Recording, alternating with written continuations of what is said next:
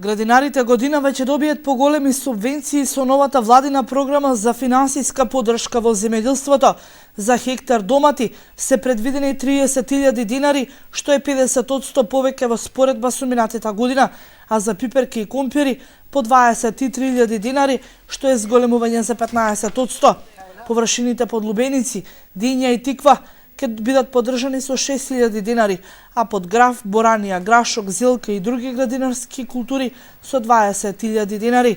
Минималната површина со зеленчукот треба да изнесува 0,2 или 0,1 хектар, доколку производените капацитети се во подрачја со ограничени можности. За производство на домати, пиперки, краставици и режано цвеќе под контролирани услови во пластеници или оранжери, поддршката изнесува 90.000 динари по хектар. Услов е производството да биде продадено на домашен или на странски пазар најдоцна до 15 мај годинава.